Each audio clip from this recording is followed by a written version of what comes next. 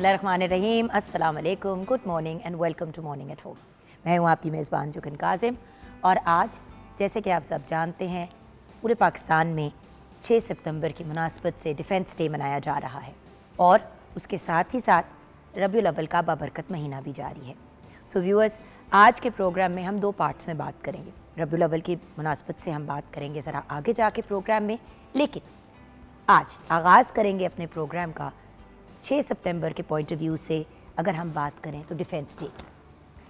Defence day आज का वो दिन है जिस दिन पाकिस्तानी अफवाज ने अपने मुल्क की दिफा की और दुश्मनों के नापाक इरादों को खाक में मिला दिया। 6 सितंबर पाकिस्तान डिफेंस डे। आज के दिन को मनाने का मकसद अपने शहदा, अपने गाजियों को, अपने कौमी हीरोज़ और अपनी बहादुर अफवाज को हम ट्रिब्यूट पेश करें। जैसे कि आप जानते हैं 1965 में 6 सितंबर के दिन इंडिया ने पाकिस्तान पर हमला किया। इस हमले का मकसद पाकिस्तान को हर लेवल पे नुकसान पहुंचाना था। बेसिकली हमें इस मिट्टी से ही मिटाने का प्लान था, लेकिन दुश्मन भूल गया था कि मुसलमानों की तारीख़ ऐसे वाक़यात से भरी पड़ी है जहाँ पे हमने मुंह तोड़ जवाब दिया है अपने दुश्मनों को, और ऐसे ही हुआ, अल्लाह का शुक्र है। 6 सितंबर 1965 को भारतीय फ़ौज और हुक्मरानों का इरादा ये था कि लाहौर पे कब्ज़ा करेंगे और लाहौर पे कब्ज़ा करके सुबह चाय पिएंगे और रात को हम जिम खाना क्लब में फ़तह का जश्न मनाएंगे। ये इनका प्रोग्राम था, लेकिन दुश्मन को क्या खबर थी कि हमारे एंड पे हमारी फ़ौज ने किस तरीके से पाकिस्तान की बैकिंग हैंडल की हुई थी और हमारी बहादुर अफवाज ने सीना तान कर खड़ी थी और उन्होंने अपनी धरती माँ यानी कि पाकिस्तान को कुछ नहीं होने दिया माशाल्लाह से। और जंग के दौरान तमाम पाकिस्तानी मैदान जंग में आए। इसमें हमारे पोइट्स भी शामिल हैं, हमारे राइटर्स भी शामिल हैं, artist, armed forces, civil society, singers, सब अपनी ज़बान में एक ही जुमला कहते थे कि इंशाल्लाह इंशाल्लाह पाकिस्तान जो है उसको कोई भी नुकसान नहीं पहुंचा पाएगा, और यही हुआ अल्टीमेटली। लेकिन इसका क्रेडिट ऑफ कोर्स पूरे नेशन को तो जाता है, लेकिन हमारी आर्म्ड फोर्सेस को सबसे ज़्यादा जाता है। तो इसी पॉइंट ऑफ व्यू से आज हम डिस्कशन भी करेंगे, गुफ्तगू भी करेंगे, and then of course second part of our programme जो है उस पर हम रबीउल अव्वल के पॉइंट ऑफ व्यू से गुफ्तगू करेंगे। 042992000648 पे आप कॉल कर सकते हैं। मॉर्निंग एट होम हमारा फेसबुक का पेज है। यूज़ अगर अपने अपने मुल्क की दिफा करनी है तो वो सिर्फ फिज़िकली ऑन ग्राउंड जाके नहीं होती, वो फाइनेंशियली भी होती है, वो इमोशनली भी होती है, वो एक हुब्बुल वतनी, एक पेट्रियटिज़म का जज्बा होता है, वो हज़ार तरीक़ों से किया जाता है। लेकिन बहुत ही बेसिक लेवल पे हम अपने मुल्क की इज़्ज़त तो कर सकते हैं ना, और अपने बच्चों को बेसिक तमीज़ सिखा सकते हैं कि अपने मुल्क के साथ कैसे आपने जुड़े रहना है। अगेन बार बार कहती हूँ, आज फिर रिमाइंड करूँगी, 60 to 70% हमारी पॉपुलेशन 30 साल की उम्र से कम की है, यानी कि यूथ है। जब इतना ज़्यादा यूथ एग्जिस्ट करता है पाकिस्तान में, तो क्या हमारे हर यंग बंदे को इस बात की आगाही है कि 6 सितंबर को हुआ क्या था, 6 सितंबर को डिफेंस डे क्यों मनाया जाता है। ये जैसे कि लोग मदर्स डे मनाते हैं उस तरह से नहीं मनाया जाता कि चलो जी एक डिफेंस का डे बना ले। इस दिन को मनाने का एक मकसद है, इसके ऊपर एक पूरी हिस्टोरिकल एक हिस्टोरिकल पस मंज़र है, जिसको अगर आप अंडरस्टैंड करेंगे तो तभी आप इस दिन और इस दिन की सैक्रिफाइसेस और इस दिन के सारे मामलात को समझ पाएंगे।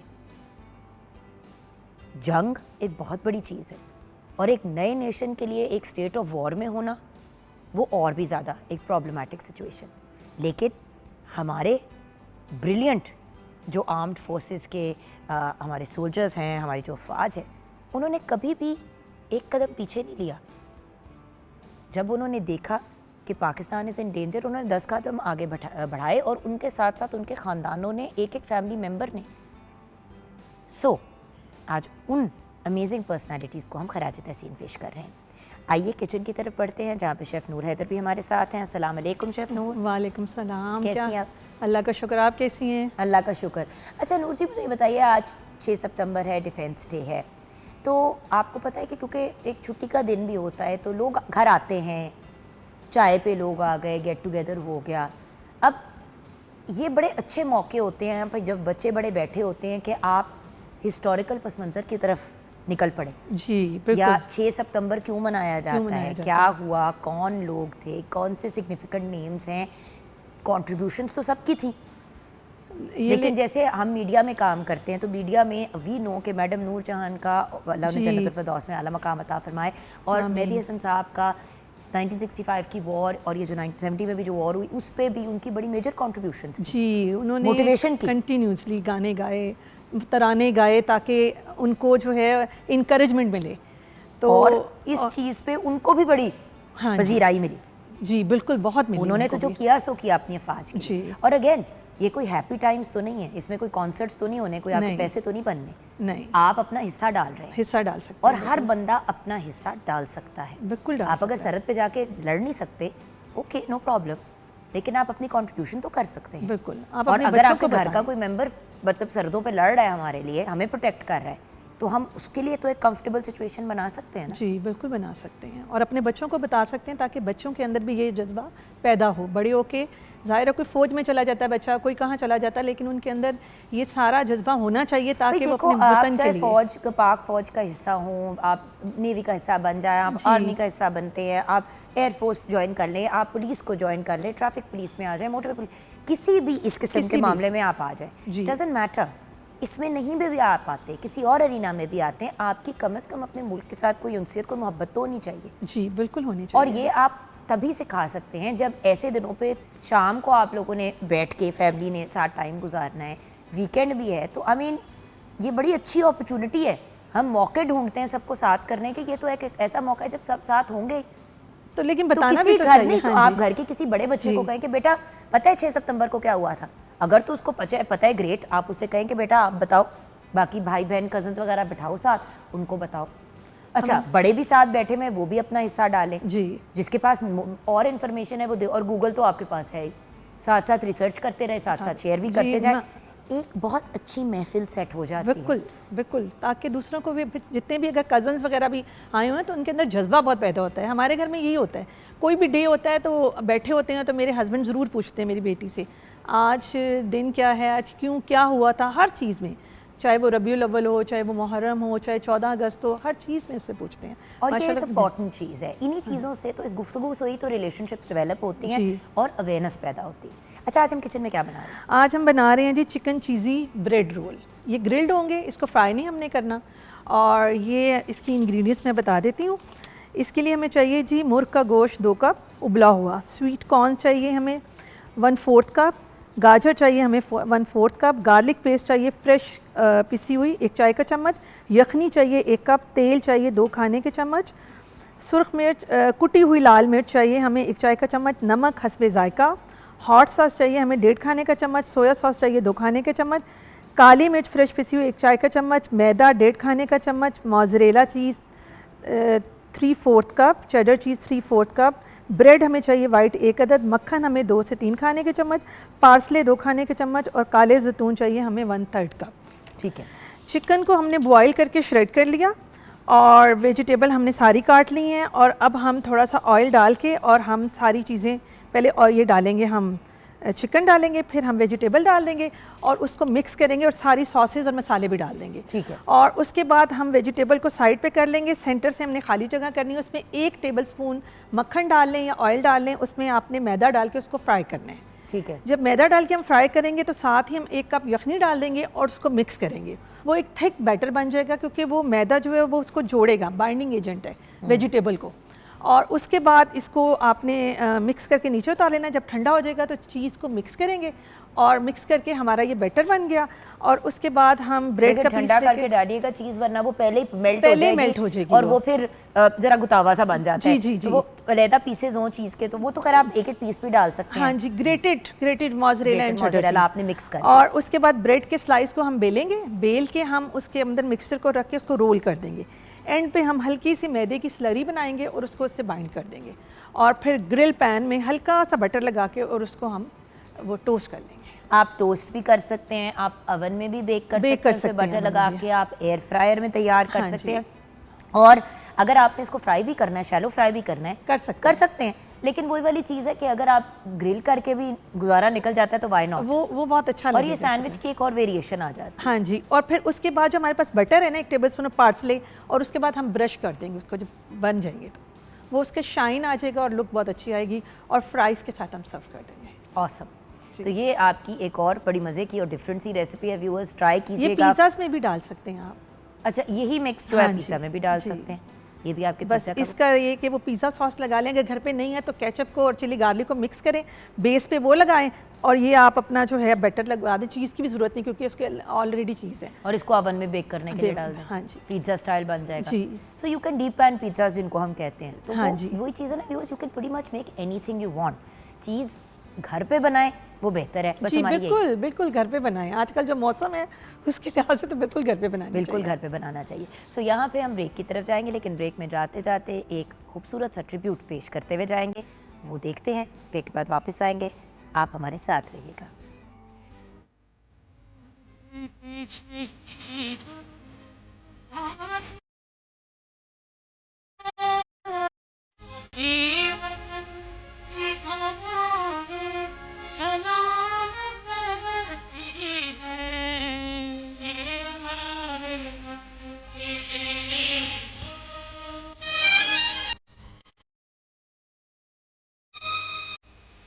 ستمبر 1965 کا وہ دن جب دشمن نے طاقت کے نشے میں مدہوش ہو کر رات کے اندھیرے میں پاکستان کی پاک سرزمین پر حملہ کر دیا تھا.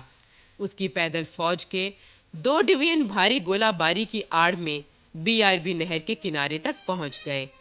قوم سو رہی تھی مگر پاک سرحدوں کی نگہبان آنکھیں جاگ رہی تھیں, اور لاہور میں صرف ایک کمپنی نے 9 گھنٹے تک دشمن کی پوری ایک بریگیڈ کو روکے رکھا.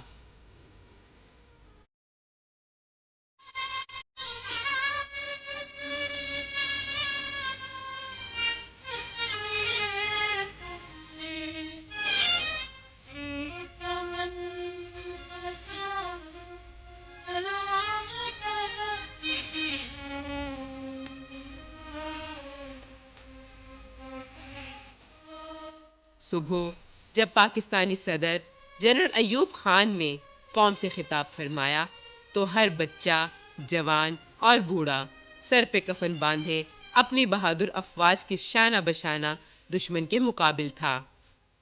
میرے عزیز ہم وطنوں, السلام علیکم. 10 کروڑ پاکستانیوں کے امتحان کا وقت آ پہنچا ہے. آج صبح سویرے ہندوستانی فوج نے پاکستان کے علاقے پر لاہور کی جانب سے حملہ کیا.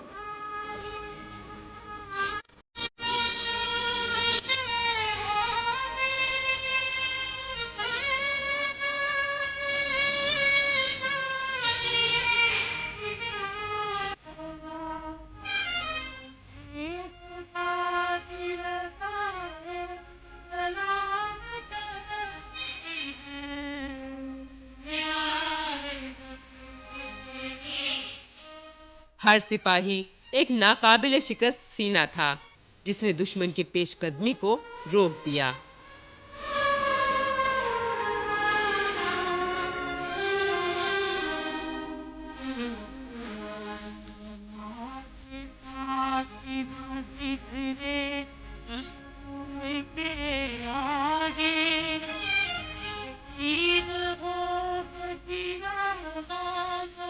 لاہور کا سیکٹر ہو یا قصور کا محاذ, پاکستانی قوم ایک سیسا پلائی ہوئی دیوار تھی جس سے ٹکرا کر دشمن کی فوجی قوت پاش پاش ہو گئی. ابھی لاہور پر حملے کو 24 گھنٹے بھی نہیں ہوئے تھے کہ دشمن نے 500 ٹینکوں اور 50,000 افواج کے ساتھ سیالکوٹ پر حملہ کر دیا, مگر یہاں بھی اسے بھاری نقصان اٹھانا پڑا. پاکستان کی بری, بحری اور فضائی افواج نے دشمن کو ہر محاذ پر شکست دی. 6 ستمبر کو شروع ہونے والی یہ جنگ 23 ستمبر کو اپنے اختتام کو پہنچی. Welcome back from the break viewers. آج کا دن بھی کچھ ایسا ہے, اور اس کے علاوہ آج میرے سامنے ایک ایسی پرسنالٹی ہیں جن کی میں پرسنلی ایک بہت بڑی فین ہوں. ہی is a brilliant human being, اور اگر میں کہوں کہ مجھے ان کے انڈر کام کرنے کا بھی موقع ملا, ان کے انڈر سرو کرنے کا 2 سیکنڈ کا لمحہ ملا, تو یہ بات شاید غلط نہیں ہوگی. ایک پروجیکٹ تھا, ایک پلے تھا شیر دل کے نام سے, اور وہ پروجیکٹ جب ہم نے کیا تو میرے خیال سے اگر سر کی انوالومنٹ نہ ہوتی تو پروجیکٹ ہو ہی نہیں سکتا تھا. I be very very honest. But obviously ان کی اپنی پرسنل بھی بڑی کنٹریبیوشنز ہیں, بٹ کیونکہ ہمارے بہت ہی پیارے ایک ایسی پرسنالٹی جو بائی دا وے ہماری پوری میڈیا انڈسٹری کے ہر دل عزیز ہیں, وی all love him. So he is a celebrity with in our lot. I am talking about the absolutely brilliant Sajid Habib sahab. بہت ہی پیارے انسان, بہت ہی میٹھے انسان, ایکس فائٹر پائلٹ ہے آف دی ایئر فورس. اب obviously the second you say fighter pilot you suddenly start thinking something else, but then میں نے اس لیے پہلے یہ والی باتیں کر دی. And of course retired Air Vice Marshal, former Deputy Director of General Civil Aviation. آپ کو گورنمنٹ کی جانب سے ماشاءاللہ ماشاءاللہ ویسے تو بہت سے ایوارڈز اور بہت سی چیزیں اپنے نام کر چکے ہیں, بٹ ہلال امتیاز سے بھی نوازا گیا اینڈ ستارہ امتیاز سے بھی. السلام علیکم سر. وعلیکم السلام. جگن, سب سے پہلے تو اتنے خوبصورت تعارف کا بہت شکریہ, اور بالکل مجھے آج اتنے دنوں کے بعد آپ سے مل کر بہت خوشی ہوئی, اور وہ بھی ایک بڑے خوبصورت پینل کے ساتھ, ایک بڑے خوبصورت سیٹ کے اوپر, اور امید ہے کہ یہ سلسلہ آج اچھا چلے گا انشاءاللہ. Then of course we have with us the very brilliant, بہترین رائٹر, کالمسٹ, آتھر, انٹلیکچوئل تو پھر انٹلیکچوئل ہی ہوتے ہیں, تو we have with us the absolutely brilliant colonel retired Zafar Iqbal Farooq sahab. السلام علیکم سر. وعلیکم السلام. Pleasure having you on the programme sir. ہمارے ساتھ اب ایک ایسی پرسنالٹی ہیں جو مسکراتے مسکراتے ہمیں کبھی کبھی رلا بھی دیتے ہیں. ہمارے بہت ہی پیارے بھائی who always has something positive to say. ہمارے لیے تو he is an inspiration viewers, کیونکہ کہنا آسان ہے شہید کا باپ ہونا یا شہید کی ماں ہونا, لیکن ایکچولی دیکھیں ویورز جو بھی ہے, to lose a child is to lose a child. ہم اس کو انگریزی میں بول لیں, اردو میں بول لیں, کسی بھی الفاظ میں بول لیں, اولاد اولاد ہوتی ہے, اور وہ آپ کی روح, آپ کے جسم, آپ کی ہر چیز کا حصہ ہوتی ہے. اس کو تکلیف دنیا کے دوسرے کونے میں ہوتی ہے اور آپ کا ترا یہاں پہ نکلا ہوتا ہے. سو آج ہمارے ساتھ فادر آف کیپٹن سلمان سرور شہید ہیں, دا بریلینٹ امتیاز سرور بھائی. السلام علیکم امتیاز بھائی. Thank you for joining us بھیا. Thank you very much. Always a pleasure. And then of course بہت ہی بریلینٹ اور معروف اسکلپٹر آرٹسٹ, ایک بہترین پینٹر, ہمارے ملک کا پرائڈ, ہمارے ساتھ منصور زبیری صاحب ہیں. السلام علیکم سر. وعلیکم السلام. Pleasure having you in the programme sir. تو آف کورس 6 سپتمبر کی مناسبت سے اگر بات کر رہے ہیں تو آج تو ہم مسکراتے بھی ہیں, اسمائل بھی کرتے ہیں, پازیٹیو بھی ہوتے ہیں, بٹ آن گراؤنڈ اس وقت جو معاملات تھے, اب سر آپ نے تو اپنی آنکھوں سے دیکھیں. جی بالکل. اور of course you are we have the 2 encyclopedias of information with us as well. تو sir over to you. 6 September I think جو ابھی ہم نے شروع میں گفتگو کی, اور بہت ٹھیک کہ ہم یہ بات تو کرتے رہتے ہیں کہ جی آپ نے کیا دیکھا, کیسے ہوا, آپ کو موٹیویشن کیسے ملی جانے کی ایئر فورس میں یا آرمی میں, لیکن ابھی ہمیں آگے موو آن کرنا ہے, اور لیکن ہم لیسنز وہیں سے ڈرا کرتے ہیں.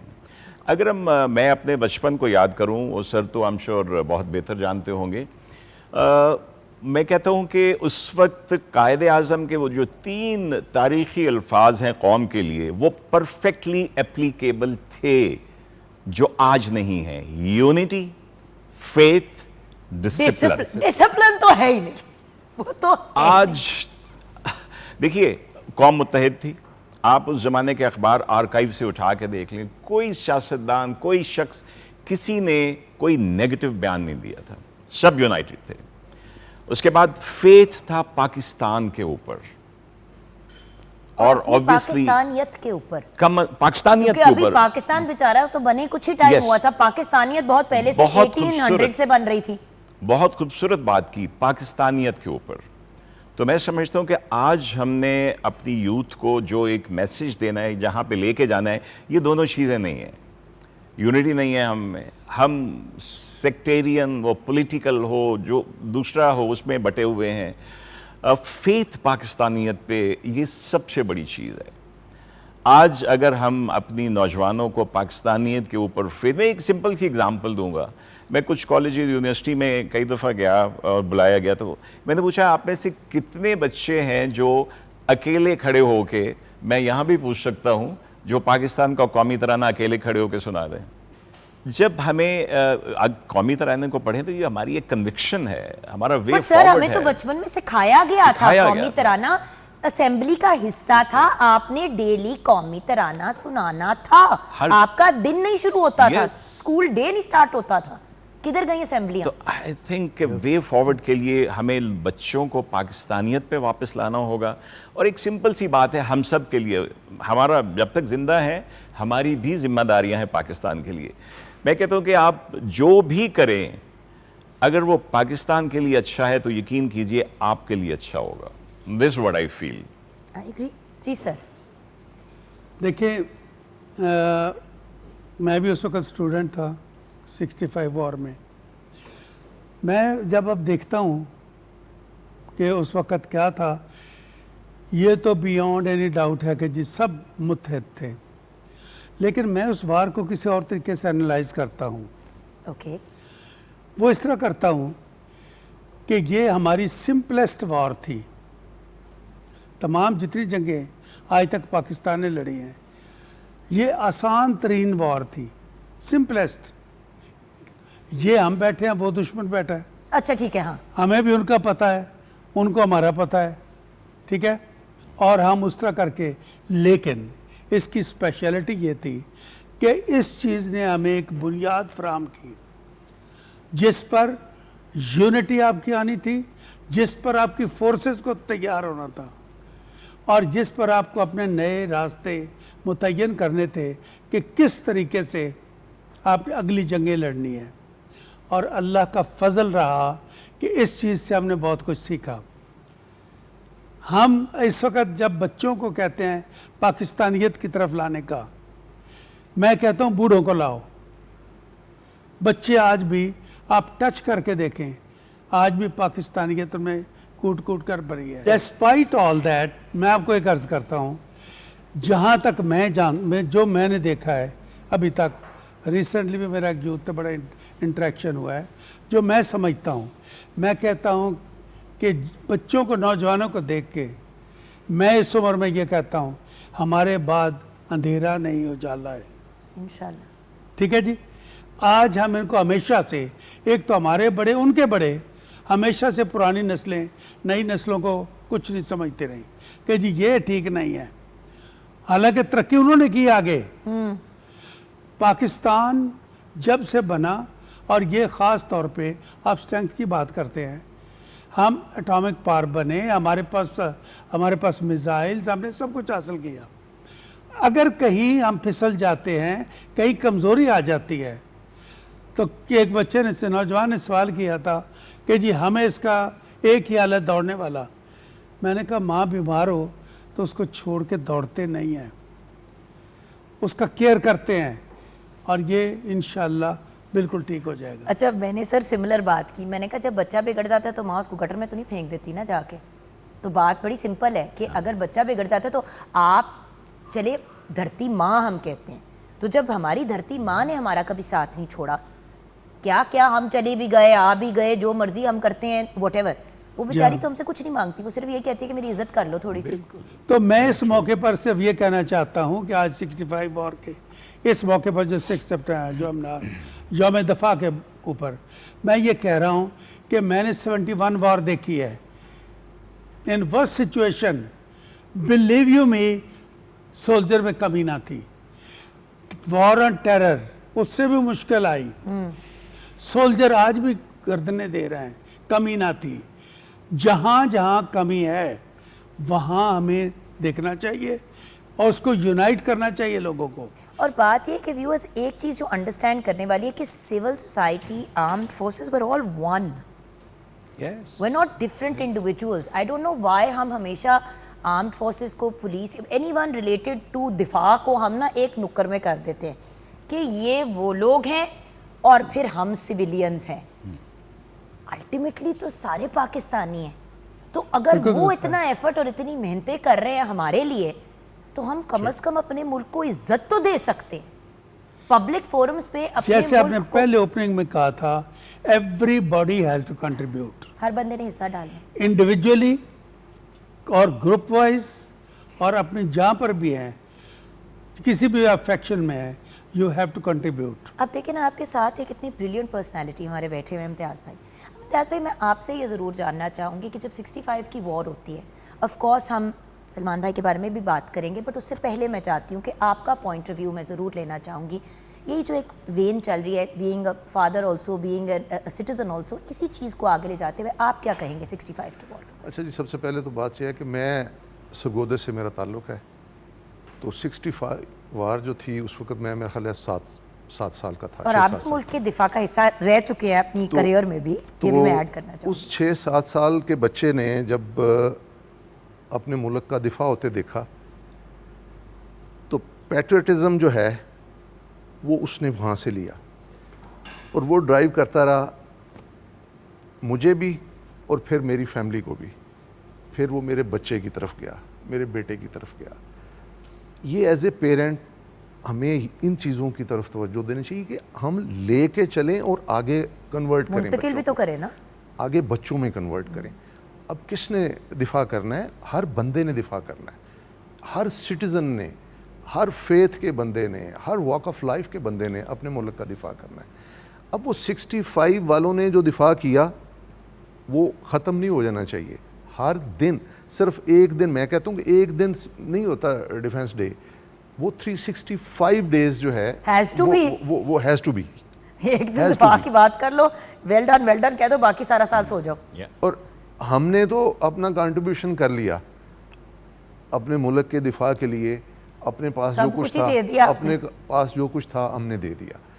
تو چلے جان نہ دیں, سارے لوگوں نے جان نہیں دینی, لیکن جان بچانا بھی تو وہ ہے اپنے ملک کے لیے. میں جینیونلی ایک بات کہتی ہوں امتیاز بھائی, مجھے لگتا ہے, میرے دل, میرا یہ آئی بلیو دس, کہ ہمارے ان پیارے بھائیوں کو, بچوں کو ہمیں اس لیول پہ اتنا جا کے پروٹیکٹ نہ کرنے کی ضرورت پڑے اگر ہم لوگ بھی اپنا حصہ ڈال لیں.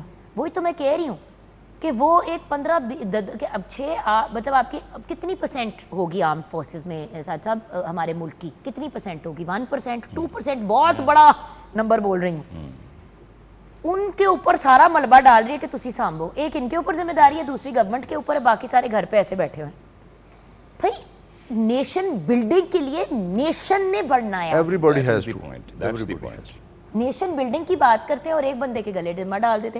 جیسے کہ جب ہم پہلے بات کر رہے تھے, آئی ریممبر 14 اگست پہ یہ ڈسکشن بڑی کلیئرلی ہوئی کہ بھائی obviously Allama Iqbal and Quaid Azam, but اس سے پہلے کی sir Syed Ahmad Khan, you can't forget him. Agha Khan کی آپ کنٹریبیوشنز نہیں بھول سکتے, Muslim non Muslim everyone contributed. اور وہی والی بات جو گھوم گھما کے یونٹی پہ آ جاتی ہے الٹیمیٹلی. جی سر, آپ نے بھی اپنی آنکھوں سے دیکھی ہے رائٹ. مجھے یاد آیا, میں تو 2 جگہ اس دوران رہا اس 17 دن کی جنگ میں. تو میں سرگودا میں تھا اس وقت, تو سول ڈیفینس بنی تھی.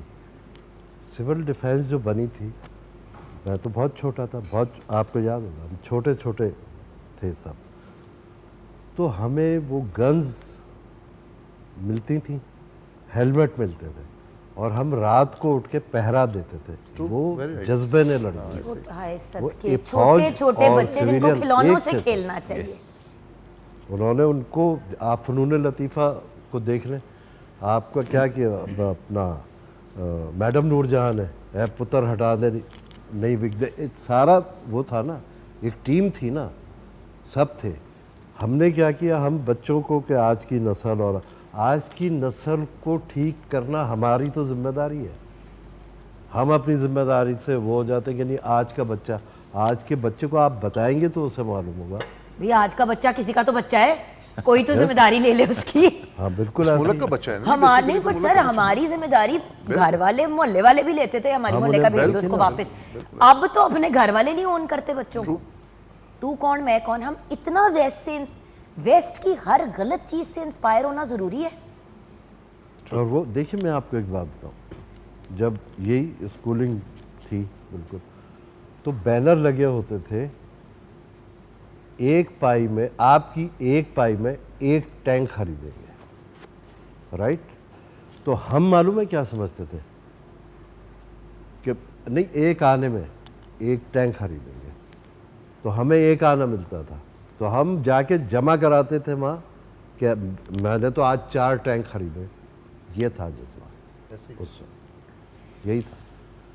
तो वो इस तरीके से होते होते वो हर बच्चा, नहीं मैंने तो 4 टैंक खरीदे, बच्चे जिद करते थे जी, कंट्रीब्यूशन था ना। बच्चे Contribution था। जिद करते थे, अगर हमें एक आना मिलता था ना तो हम जिद करते कि 2 आने दें, हम 8 टैंक खरीदेंगे आज। तो जज्बा लड़ता है दफाई फंड। और वही चीज़ है ना व्यूअर्स, अल्टीमेटली हम बात जज्बे ऐसी, की कर रहे हैं। मतलब अगर यूनिफॉर्म में है तो वो उनमें भी जज्बा होगा तो वो लड़ेंगे, जज्बा नहीं होगा तो वो तो फिर खाली यूनिफॉर्म है। और वही चीज़ है ना व्यूअर्स, इस वक्त जो हमारे इस प्लेटफॉर्म पे हमारे बहुत ही ऑनरेबल हीरोज़ हैं, वो लोग हैं जिन्होंने अपना हिस्सा डाला, उन्होंने मोर देन देयर शेयर कर दी है। हर बंदा जो यहाँ पे बैठा है वो अपनी कैपेसिटी में उसने कंट्रीब्यूट किया। किसी ने अपनी औलाद लिटरली दे दी, किसी ने अपनी ज़िंदगी, एक एज गाजीज़ हमारे प्लेटफॉर्म पे बैठे हुए, किसी ने अपने आर्ट को इस्तेमाल किया अपना पैगाम देने के लिए। तो वही वाली बात है ना व्यूअर्स, हर बंदा अपने हिसाब से हिस्सा डाल सकता है। शाजिया मंजूर ने भी हिस्सा डाला, आइए वो हिस्सा देखते हुए जाते हैं। ब्रेक के बाद जब वापस आएंगे, इस वक्त ऑन ग्राउंड अगर ये चारों इंडिविजुअल्स इस पोजीशन में होते to change the face of Pakistan, अगर आप इसको कायद का पाकिस्तान बना सकते तो आप क्या करते? क्योंकि अल्टीमेटली उसी ड्रीम को मुकम्मल और पूरा करने के लिए, क्योंकि कायद का पाकिस्तान तब नहीं बना था जब पाकिस्तान बना था, तब पाकिस्तान बना था। कायद का ख्वाब तो अभी भी मुकम्मल होना है, तो वो हम कैसे कर सकते? ख्वाब तो अल्लामा का था, ख्वाब इलामा का था, ख्वाब इलामा का था, और हम कहते उसको कायद का पाकिस्तान है कि जी हमारे कायद का पाकिस्तान। चलो, तो हम अब अगर उन दोनों इंडिविजुअल, दोनों अजीम हस्तियों को फादर्स और फाउंडर्स ऑफ आवर नेशन कहते हैं, तो क्या वो ख्वाब कंप्लीशन के करीब भी पहुंचा है? ब्रेक के बाद इस पर बात करेंगे। जी हाँ viewers, welcome back from the break. Mansoor Zubairi साहब के आपने कुछ ब्रिलियंट काम देखे और उनको इन एक्शन आपने देखा। अगर इनके काम की ही बात करनी शुरू कर दी तो आज का प्रोग्राम के अगले 10 प्रोग्राम ख़त्म हो जाएंगे, काम की बात नहीं ख़त्म होगी। लेकिन वही वाली बात ना व्यूअर्स, हमारे हर इंडिविजुअल ने अपना अपना हिस्सा डाला, as a civilian, as a member of the armed forces, चाहे आप गाजी हैं, एंड ऑफ कोर्स हमारे शोहदा का तो मर्तबा वैसे ही इतना हाई है। सो अल्टीमेटली व्यूअर्स, वही वाली बात है ना कि हर बंदा अल्टीमेटली इसको कायद का पाकिस्तान बनाने की बात तो करता है, अलामा का ख्वाब पूरा करने की बात करते हैं, क्या करें? और हमारे साथ जो हमारे नेशनल हीरोज़ बैठे हैं, उन्होंने भी अपने एंड पे क्या क्या हिस्सा डाला। थोड़ा सा मुश्किल काम करवाने जा रही हूँ। जी सर। जुगन, बहुत अच्छी आपने इस ब्रेक से पहले एक बात की थी नेशन की। नेशन बिल्डिंग नेशन करती है, कौम ही ऊपर जाती है, कौम ही नीचे आती है, तहजीब ही ऊपर जाती है, तहजीब ही नीचे आती है। इसमें कोई एक सेगमेंट ऑफ सोसाइटी नहीं होता। तो सबसे पहले बात तो हमने ये तय करना है कि हमने वो जो आप अच्छी उर्दू बोलती है, मिन हैसुल कौम, collectively as a nation viewers, collectively as a nation हमने पाकिस्तान की बेहतरी के लिए बात करनी है। सर आप ये करेंगे, वो वहां पे डांट पिट रही है मुझे, और कोई नहीं डांटेगा, डांटेंगे वो, ठीक है ना? मत मुझसे ये करवाएं जो आप कर रहे हैं, ये आप बाद में कीजिएगा। तो एक तो सीधी सी बात है, कायद का विजन हम सबको, जैसे सर ने कहा कि पुराने बाबों को भी फिर से याद दिलाने की ज़रूरत है, और नई कौम को वही कनेक्शन जो आपने पाकिस्तानियत क्या है, कायद का विजन। एक सिंपल सी बात जो 11 अगस्त की उनकी स्पीच, जो अभी कल परसों भी आप लोगों ने टेलीविज़न पे भी बताई, कि जब कायद ने कहा था कि पाकिस्तान में you are free to go to your mask, your temple, जो भी उन्होंने कहा था कि आपको हर तरह की आज़ादी होगी, और पाकिस्तान में स्टेट के मैटर्स में सिर्फ मेरिट काम करेगा। एक तो ये कायद का विजन बताने की ज़रूरत है और हमें दोबारा से समझने की ज़रूरत है।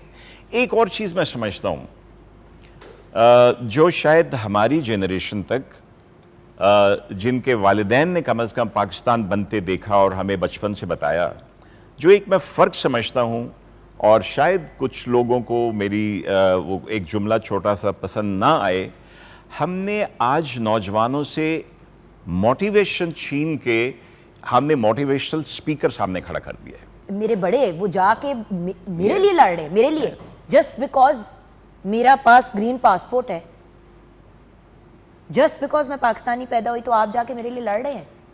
ایسے ہی ہے. اب میں موٹیویشن کی بات کی, میری موٹیویشن ایئر فورس میں جانے کی, فائٹر پائلٹ بننے کی ایم ایم عالم تھے. میں نے ایز اے چائلڈ دوسری تیسری بچوں اخبار میں اس وقت تو گھر میں لازمی اخبار آتا تھا, تو ایم ایم عالم کا نام آیا, تو میرے سامنے موٹیویشن تھی. مجھے نہ ماں باپ نے بتایا کہ تم نے ایئر فورس میں جانا ہے, نہ مجھے میرے استادوں نے بتایا. I had a motivation. اور اسی طرح آپ دیکھیں کہ اس زمانے میں پی ٹی وی کا ٹائم یاد کریں, کوئی اینکر بننا چاہتا تھا تو کوئی طارق عزیز بننا چاہتا تھا, کوئی انور بہزاد یا شکیل احمد کی طرح خبریں پڑھنا چاہتا تھا, کوئی نور جہاں کی طرح سنگر بننا چاہتا تھا. دیکھیں Mustansir Hussain Tarar sahab, pioneer of morning shows, I look up to ہم. یس, دیکھیں نا ہر بندے کی اپنی, and then obviously Tariq Aziz sahab, ان کی تو لٹرلی میں گودیوں میں کھیلی ہوئی ہوں, لائک ان کے شو میں جا چکی ہوں, میرے ابو سے ان کی دوستی. سو یو نو, بٹ نہ بھی ہو کوئی آپ کی کنیکشن, نہ بھی ہو, میرا امام عالم سے تو ایز اے چائلڈ کوئی کنیکشن نہیں تھا.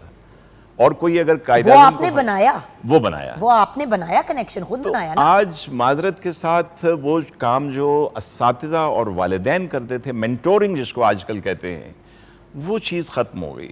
جب مینٹورنگ ہوتی تھی, ہمیں بچپن سے کان میں قائد اعظم کی باتیں, پاکستان بننے کے قصے سنائے گئے. ہم نے تیسری چوتھی میں اگر ابا کی الماری دیکھی تو اس میں بال جبریل, بانگ درا اور یہ چیزیں پڑی ہوئی تھیں. تو ایک پاکستانیت کا جذبہ بچپن سے گھٹی میں ایک طرح سے ڈالا گیا. تو ایک تو میرے ذہن, میں یہ کہتا ہوں کہ ہمیں آج بھی بچوں کو موٹیویشن پہ واپس لے کے آنا چاہیے. موٹیویشنل اسپیکر جو ہیں یہ بیٹھے ہوئے ہیں. اچھا نہیں, بٹ اگین آپ بھی بیٹھے ہوئے ہیں, اسی لیے میں آپ کے پاس واپس آ رہی ہوں. آئی وانٹ, آپ کی بھی تو اپنی پرسنل لائف کا چھٹا اس اینڈ پارٹ میں ہونا چاہیے نا. دیکھیں آپ نے جوائن تو کیا, اکثر لوگ کہتے ہیں ہم ڈس ہارٹ ہوئے, ہم فلاں سے انسپائرڈ تھے, ہم ان کی طرح بننا چاہتے تھے, لیکن ہم ڈس ہارٹ ہوئے. آپ کا ایکسپیرینس کیسا رہا؟ اللہ کا شکر ہے کبھی میں ڈس ہارٹ نہیں ہوا. Not that I've ever heard anyone who's a part of the armed forces say کہ یار مزہ نہیں آیا, لیکن پھر بھی میں پوچھنا تو بنتا ہے نا. So never. دیکھیں ڈس ہارٹ ہونے, کبھی ایسا لگا کہ یار پاکستان کا کچھ نہیں ہو سکتا؟ سوری, میں مثال جینوئن دل کی بات پوچھ رہی ہوں. ہاں بالکل, میں آنیسٹلی بولوں گا. کسی بھی محکمے میں, آپ فوج میں ہو, پولیس میں ہو, آپ کے لیے دنیاوی پوائنٹ آف ویو سے دیکھا جائے تو کیا ہوتا ہے؟ نیکسٹ رینک, اگلی پروموشن. جگن خدا گواہ ہے, میں جب ایئر وائس مارشل پروموٹ ہوا تو میری پوسٹنگ ایئر فورس سے باہر ہو گئی. تو کسی نے کہا سر یہی ٹائم تو نزدیک رہنے کا ہوتا ہے, اگلا رینک. میں نے کہا یار پہلے کوشش میں کروں گا کہ میں جو اللہ نے دیا ہے اس کا تو شکر ادا کر دوں. اور یقین کرو کہ جس دن ہمارا وہ بورڈ ہوا جس میں obviously میرے 2 بڑے اچھے دوست پروموٹ ہو گئے, I was the first one جس نے ان کو مبارکباد دی. اور میں نے, خدا گواہ ہے, میں نے شکر کیا کہ میں آج پاکستان کی وجہ سے, میں مونٹگومری ساہیوال کے ایک عام سے گھرانے سے اٹھ کے مجھے اس ملک نے یہاں تک پہنچایا. تو میری آج تک کوشش ہے کہ اللہ میاں ابھی تک کا شکر 50% بھی میں پورا کر سکوں تو پورا کرتا ہوں. مجھے ڈس اپوائنٹمنٹ کبھی نہیں ہوئی. بھائی میں آپ کو ایک بات بتاؤں, چاچا ابھی میں بڑی جگہ پہ کہہ بھی چکی ہوں, چلے آج آپ کے سامنے بھی کہہ دیتی ہوں. میرا بڑا ڈفرینٹ پرسپیکٹیو تھا کیونکہ میں ذرا برگر بچہ تھی نا. تو کیونکہ میں برگر بچہ تھی تو نیا جب پلے کرنا تھا شیر دل, تو میں ذرا گھبرا گئی. میں نے کہا یار یہ آرمڈ, پتہ نہیں کیا سین ہوگا, وہاں پہ جائیں گے, ادھر رہیں گے, پتہ نہیں وہ کیسے. اللہ کی قسم ایک فرق مخلوق لگتی تھی. اور آپ کو یاد ہے جب میں شروع میں پہنچی تو میں بڑی کنفیوز تھی. یہ میری شکل دیکھے, انہوں نے کہا جگن کبھی زندگی میں اپنے آپ کو اتنا محفوظ نہیں فیل کرو گی جتنا ایز اے وومن تم ایک دفعہ یہ گیٹ کراس کر لو گی تو you are everyone's family member. And it is true. میں نے کوئی کوشش نہیں چھوڑی تنگ کرنے کی وہاں پہ, لیکن لٹرلی اتنا محبت, اتنا پیار, and it's like a different world being a part of the armed forces. Sir بالکل مختلف دنیا ہے. اگر کہوں آپ لوگوں کی تو غلط بات نہیں ہوگی. تو جی سر, آپ کی اپنی موٹیویشنز اس طرف آنے کی. دیکھیں میں بذات خود آفٹر آرمی سروس جو بھی ہے نارمل جو کیا, اس کے بعد سے ایک عرصہ سے میں منسلک ہوں میڈیا کے ساتھ. بالکل.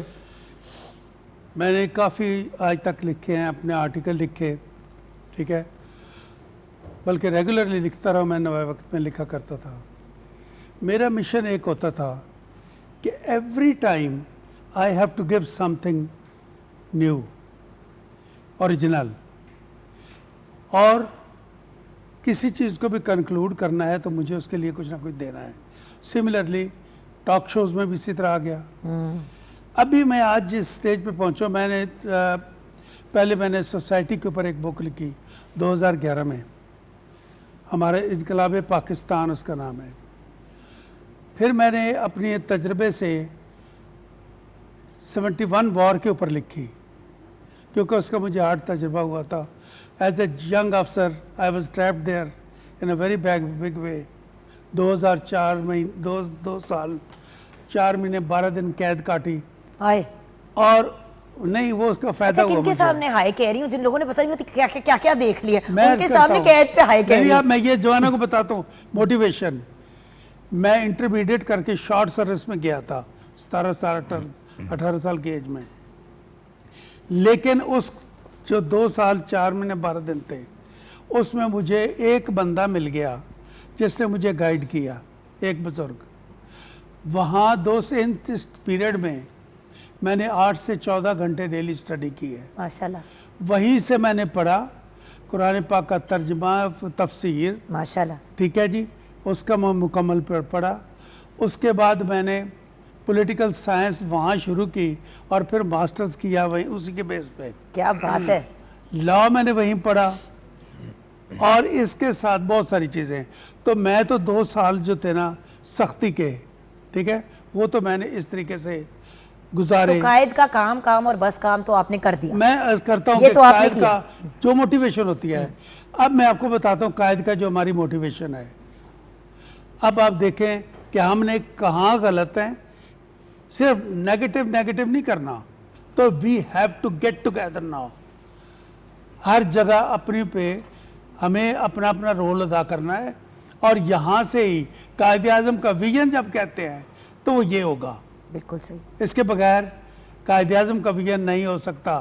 ہم نے کیا سیکھا ہے، جب ہم بحث کر رہے ہوتے ہیں کسی جگہ پر بھی، سیریس سے سیریس ہو، تو میں سننے کے لیے نہیں آیا، میں بات کرنے کے لیے آیا ہوں. Exactly. I am not listening to you. میں نے بات کرنی ہے، اور اس کے بعد کرنی کیا ہے. اور جتنے آپ کے بات کرتے نظر آتے ہیں، یہ موٹیویشن اسپیکر، یہ وہ سارے، they are all vendors I call them. They are not growers. یہ کوئی چیز گرو نہیں زمین سے کرتے، یہ ادھر سے پکڑ کے چھابڑی اٹھا کے پھرتے ہیں. اس سے قومیں نہیں بڑھتی. وہی والی بات ہے. We have to work on it and we have to put our society on these lines to get Quaid Azam Pakistan. بالکل صحیح. جی امتیاز بھائی. اچھا جی، یہ بڑی اچھی باتیں ہوئیں. آپ نے تو جو دے دیا وہ اس کا تو نہ کوئی نعم البدل ہے، نہ ہی ہم کچھ کہہ سکتے ہیں. چلیں جی، اللہ تعالیٰ قبول کرے. ایک شہید کا باپ ہونا، وہ تو ہماری خواہش ہے کہ اللہ تعالیٰ قبول کرے اور ہمارے ملک کے کام آئے. لیکن میں ابھی پروگرام شروع ہونے سے پہلے سر سے بھی بات کر رہا تھا. اصل میں ہم نے اپنے سٹینڈرڈز جو ہیں، جو اچھائی اور برائی کے ہیں، ان کو کسٹمائز کر لیا ہوا ہے.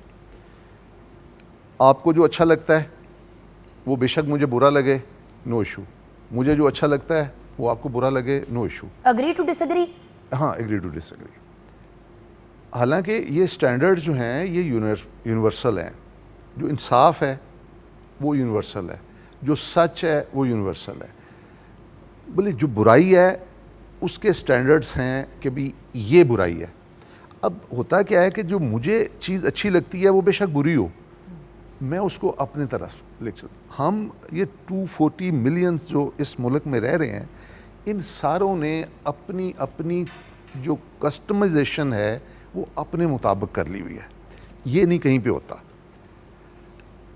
جس ملک میں آپ رہتے ہیں اس ملک کے قانون کو آپ نے اوبے کرنا ہے، اس پہ چلنا ہے، اس کے آئین پہ آپ نے چلنا ہے. ہم تو ٹیکسز دینا بہت بڑی پرائیڈ کی بات سمجھتے ہیں کہ او فلاں از اے ٹیکس پے. او بھائی you are all suppose to be tax payers. Yes. اب وہ آئی کارڈ نہیں بناتے, ہم کیوں نہیں بناتے بھائی؟ ہم یہ ڈھونڈتے ہیں کہ ٹیکس اویژن کس طرح کرنی ہے. سٹینڈرڈ یہ ہے کہ میں کہوں کہ میں نے یہ ارننگ کی ہے تو میرا یہ ٹیکس بنتا ہے. وہ ٹیکس کتنا بنتا ہے یہ ڈپارٹمنٹ بتائے گا کہ آپ کا ٹیکس کتنا بنتا ہے. بالکل. میرا کام ہے پے کرنا, میرا کام ہے اپنی ساری اسٹیٹمنٹس جو ہیں ان کے سامنے رکھ دینی. یہ ہے اس ملک کے لیے ہم نے کچھ کرنا ہے. ٹرانسپیرنسی سر, ٹرانسپیرنسی. لیکن انفارچونیٹلی ہم صرف باتوں پہ چیزوں کو لے کے چل رہے ہیں, کریکٹر نہیں کر رہے, کریکٹر بلڈنگ نہیں کر رہے, نہ اپنی نہ اپنے بچوں کی. بیسیکلی بچوں کی جب کریکٹر بلڈنگ کرتے ہیں تو اس میں یہ ساری چیزیں تھیں. آپ اکثر دیکھیں پیرنٹس نے اپنے بچوں کو ساتھ بٹھایا ہوتا ہے, ٹریفک سگنلز کی وائلیشن کر رہے ہوتے ہیں, سر ساتھ بٹھایا ہوتا ہے, موٹر سائیکل کے اس کے اوپر بٹھایا ہوتا ہے, وہ جو ہینڈل ہوتا ہے, اور ہیلمٹ خود نہیں پہنا ہوا, بچے لٹک رہے ہیں اوپر سے. میں میڈم تھوڑا سا میں اس میں بتاؤں کہ وہ موٹر سائیکل یا سائیکل یا ریڈی والوں کو چھوڑ دیں, آپ بڑی گاڑیوں والوں کی بات کریں, وہ لوگ وائلیشن اپنے بچوں کو سکھا رہے ہیں. بالکل 12 سال کے بچے کو گاڑی پکڑا دیتے ہیں. لیٹرنگ کراتے ہیں, انڈسپلنڈ ہیں, وہ بچوں کو موٹر بائکس دے رہے ہیں, اس پہ وہ ایکسیڈنٹس کرتے ہیں, انڈر ایج جو ہیں وہ کرتے ہیں. اور اس میں ہمارے ڈپارٹمنٹس بھی اسی طرح شامل ہیں کہ جو کچھ باہر کے ممالک ہیں جہاں پہ 1 سال یا 2 سال یا 3 سال کی ملٹری سروس آپ کو کرنی پڑتی ہے, کیونکہ آئی سو دیٹ ڈسپلن. میں نے آپ لوگوں کے گھروں میں آن گراؤنڈ سر یہ ڈسپلن دیکھا ہے. میں نے ایک بیڈ روم گندا نہیں دیکھا کسی کے گھر میں, میں نے کہیں غلاظت نہیں پڑے ہوئے دیکھی. آپ ایک کونے سے دوسرے کونے تک سر, اس کراچی میں آئی تھنک کراچی میں بھی تھے اور 1-2 جگہ پہ ہم لوگوں نے شوٹ کیا تھا. ریممبر کراچی میں, پشاور میں ایک جگہ اتنا کہیں, اور جس ڈسپلن کے ساتھ نئے بچے تھے کیڈیٹس with such respect, نظر اٹھا کے نہیں دیکھا بھائی. فیمیل آرٹسٹ گھوم رہی ہیں, منڈلا رہی ہیں, ہم سارے گھوم رہے تھے, ہی کر رہے تھے, ہمیں کوئی نہیں کچھ روک رہا تھا, ان کو پتا تھا پیچھے سے لڑکے ٹھیک ہے, اس لیے کوئی ٹینشن نہیں تھی. ڈسپلن نیچے انبلیویبل. ادھر لبرٹی مارکیٹ چلے جاؤ تو ایک دیوانوں والا حال ہوا ہوتا ہے, لڑکے کنٹرول میں ہی نہیں آتے. Sorry discipline, I am sorry, مجھے ایکچولی لگتا ہے 2-2 سال کے لیے ڈال دیں, 1-1 سال کے لیے پاکستان میں, سیریسلی. نہیں وہ ٹھیک ہے, لیکن اب ملک کو چھاؤنی نہیں بنانا. ہر گھر جو ہے اس کو کتنا مزہ آئے اگر چھاؤنی بن جاؤ تو سارے چھاؤنی میں رہنا کنٹریبیوٹ کرنا چاہیے. بیسیکلی یہ تو اندر سے نکلنی چاہیے بات کہ یہ صحیح ہے اور یہ غلط ہے. بیسیکلی صحیح اور غلط میں فرق, یونائٹڈ ہونا, اپنی زندگی میں بھی جدھر کنٹریبیوشن آپ لوگ ڈھونڈ سکتے ہیں ادھر سے نکال کے موٹیویشن بھی لائیں, کنٹریبیوشن بھی کریں. ہر بندے نے ڈفرینٹ ایسپیکٹس کو ٹچ کرنا ہے, لیکن الٹیمیٹلی آئی ڈونٹ نو, ماں کی گود, باپ کا سر پہ ہاتھ, وہ جو دروازہ ہے جنت کا اور جو پیروں کے نیچے جنت ہے, وہ بہت میٹر کرتی ہے, کیونکہ وہ آپ کو ڈیفائن کرتی ہے کہ آپ کا کل کیا ہوگا. فائنلی سر آپ اینڈ میں کیا کہنا چاہیں گے؟ آپ نے بھی اپنی پوری زندگی پاکستان کو ڈیڈیکیٹ کر دیا, آپ کا سارا کام everything is for Pakistan. میں تو اپنی نیشنلٹی ٹھکرا کے آ گیا تھا یو ایس سے جب میں گیا تھا. آپ نے اپنی زندگی کمٹ کر دی پاکستان کو ٹریبیوٹ پیش کرتے ہوئے. آپ کی اس ڈائریکشن میں کیسے موٹیویشن بنی؟ اوبویسلی آپ نے وار دیکھی تھی, وہ تو اپنی جگہ ایک چیز ہے, لیکن کہیں پہ کچھ تو ایسا ہوا ہوگا جدھر سے آپ کا یہ والا سفر شروع ہوا اور پھر آپ نے بس اپنے آپ کو پاکستان کو ہی دے دیا. میں یہ جاننا چاہوں. دیکھیے میں آپ کو بتاؤں کہ میرے والد فوج میں تھے ماشاءاللہ, تو اس وقت مطلب یہاں نہیں پاکستان میں, تو رسالہ آرمڈ جسے کہتے ہیں, ٹھیک ہے رائٹ, ان کی یہ خواہش تھی کہ میں فوج جوائن کروں. میرا شوق تھا کہ میں آرٹ کروں, بہت بڑا کلش تھا یہ, بہت بڑا کلش, رائٹ. انہوں نے میرے شوق کو برقرار رکھا اور میں نے ان کے شوق کو برقرار رکھا. کام میں نے پاک فوج کا ہی کیا. کیا بات ہے سر, اور وہی تو بات ہے نا ویورز, اپنے اور رہا میں آرٹسٹ ہوں, آرٹسٹ ہیں, آرٹسٹ. آرٹسٹ کی مزے کی بات یہ ہوتی ہے خدا نہ خواستہ بندہ دنیا میں نہ بھی رہے, وہ رہتا پھر بھی آرٹسٹ ہے, پھر آپ رہ جاتے ہو. So it's one of those beautiful things. Ultimately بات سارے وہی کر رہے ہیں ویورز کہ ہم نے ایک ہونا ہے. الحمدللہ اللہ کا شکر ہے کہ اب وارز والا وہ والا زمانہ رہا نہیں ہے, اور وار ہو بھی نہیں سکتی کیونکہ ایک دھماکہ ہونا ہے اور پورا کا پورا ایک ایریا ہی اڑ جانا ہے. سو فارچونیٹلی وہ کم ہو گیا ہے, لیکن جو ہم سائیکولوجیکل وارفیئر اور دوسرا وارفیئر کر رہے ہیں ریپوٹیشنز برباد کرتے ہیں. اور سب سے بڑھ کے ریکویسٹ ہے سب سے, چاہے آپ بڑے ہیں یا بچے, اپنے ملک کا پیٹ ننگا پوری دنیا کے سامنے مت کیا کریں. 100 اچھی چیزیں ہوتی ہیں, ایک چیز جو تھوڑی لیفٹ رائٹ ہو رہی ہوتی ہے اس کو ہائی لائٹ کر کے ہم ہو جائیں گے وائرل اور ہمارے فالوور بڑھ جائیں گے سوشل میڈیا پہ. بھئی بھاڑ میں گئے ایسے ملینز آف فالوورز جن کے بیس کے اوپر آپ اپنے ملک کی عزت غرق کر رہے ہیں. اس نوٹ پہ اس پارٹ آف دا پروگرام کو کلوز کرتے ہیں. جیسے کہ آپ جانتے ہیں ربیع الاول کا بابرکت مہینہ بھی جاری ہے, اس کی مناسبت سے بریک کے بعد میں بات کریں گے. آپ سب کا بہت بہت شکریہ اینڈ آپ کو سلام.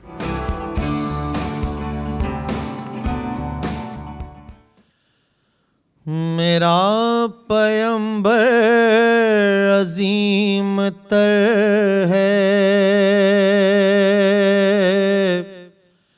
میرا پیمبر عظیم تر ہے, کمال خلاق ذات اس کی, جمال ہستی حیات اس کی, بشر ہے.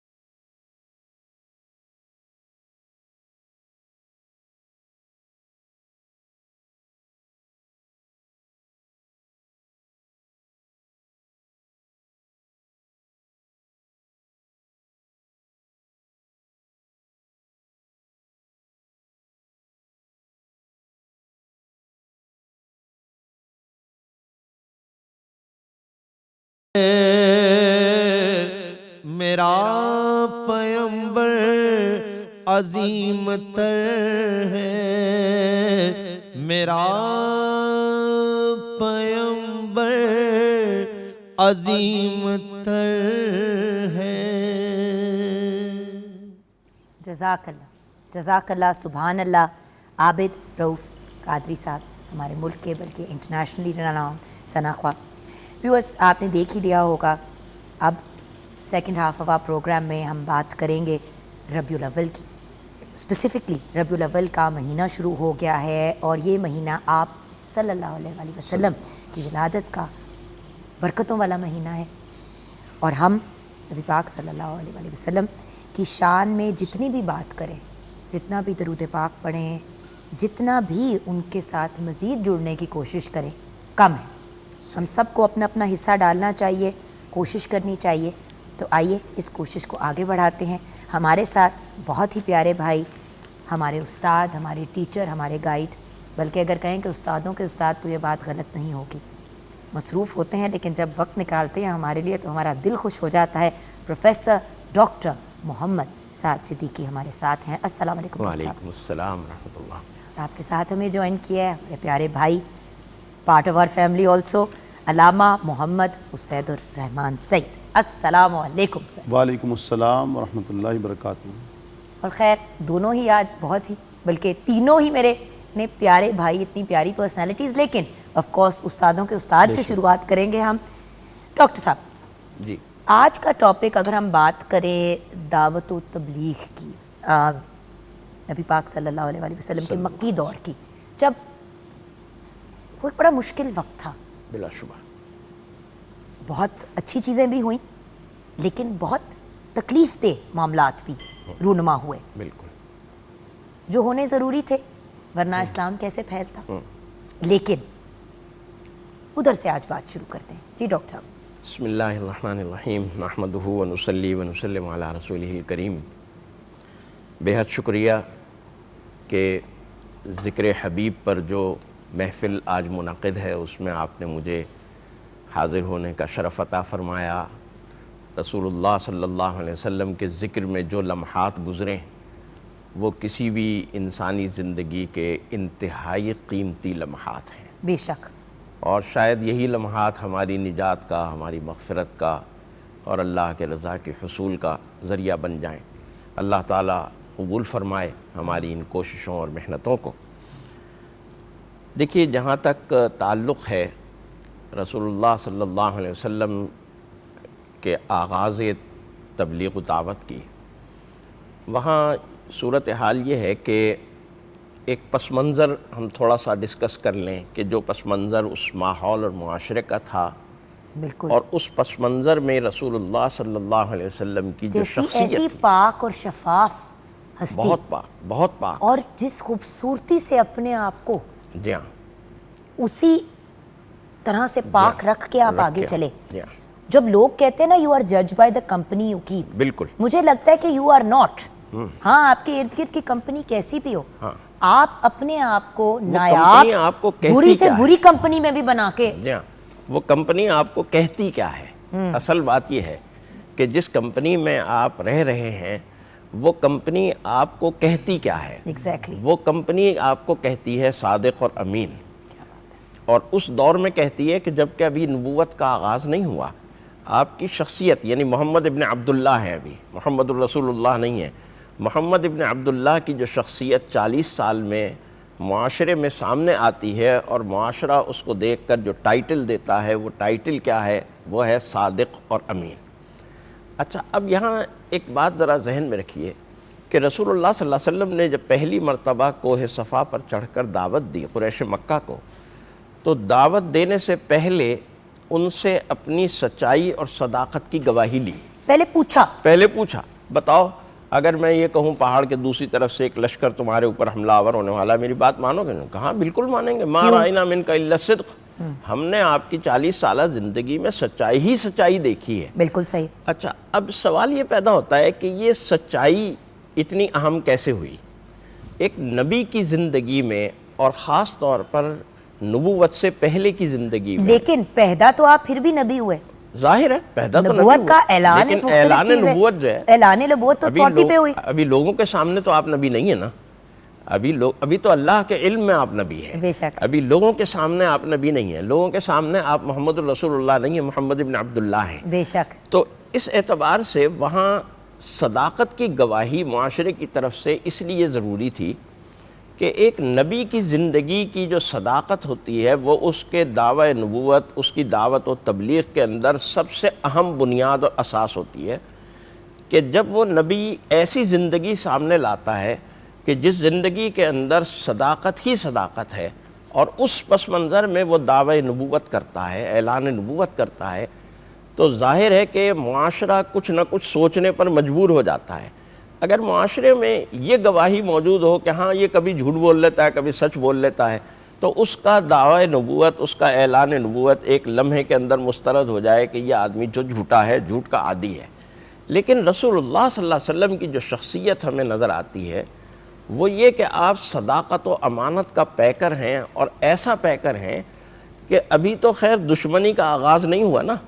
آپ سوچیں کہ وہ دشمنی کہ جو دشمنی اپنے عروج پہ پہنچی ہوئی ہے جب رسول اللہ صلی اللہ علیہ وسلم ہجرت کر کے مکہ مکرمہ چھوڑ کر مدینہ کی طرف جا رہے ہیں، تو اس وقت بھی ان دشمنوں کی امانتیں آپ ہی کے پاس رکھی ہیں۔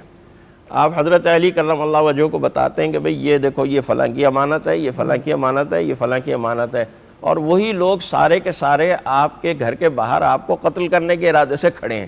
دشمنی کی یہ انتہا ہے۔ لیکن جو پس منظر یا جو ان کے متعلق کانسیپٹ ایک معاشرے کا بنا ہوا تھا، وہ ایک انتہائی سچا اور انتہائی عادل، انتہائی دیانتدار انسان، اس پس منظر میں آغاز ہوا۔ اچھا، اب ظاہر ہے کہ پریشانیاں تو آنی تھی، دقتیں آنی تھیں، اور ان پریشانیوں کے لیے، ان مشکلات کو فیس کرنے کے لیے اللہ تعالیٰ نے تیار کیا ایک تو وہ 40 سال، اور پھر جو پہلی وحی کی جو مجلس ہے جس میں پہلی وحی نازل ہوئی، روایات کے اندر یہ بات آتی ہے، محدثین نے اس کو نقل کیا کہ حضرت جبریل امین نے 3 مرتبہ نبی کریم صلی اللہ علیہ وسلم کو اس طرح سے سینے سے لگایا اور زور سے دبایا، اتنی زور سے دبایا کہ رسول اللہ صلی اللہ علیہ وسلم فرماتے ہیں کہ مجھے یوں لگا کہ میری پسلیاں جو ہیں وہ ایک دوسرے کے اندر اس طرح سے گھپ جائیں گی۔ تو یہ 3 مرتبہ کا جو دبانا ہے، یہ ان انوار و برکات اور ان تجلیات کی منتقلی ہے جو جبریل امین ملائے اعلیٰ سے لے کر آئے تھے رسول اللہ صلی اللہ علیہ وسلم، اور اس نے وہ صبر پیدا کیا، وہ استقامت پیدا کی کہ جس استقامت اور صبر کی وجہ سے رسول اللہ صلی اللہ علیہ وسلم نے ان تمام تر مشکلات کا بڑی ثابت قدمی سے اور بڑی جرأت کے ساتھ مقابلہ کیا کہ جو انتہائی مشکلات آپ کے سامنے آئیں، اور یہ آپ کی حقانیت کی سب سے بڑی دلیل بن گئی۔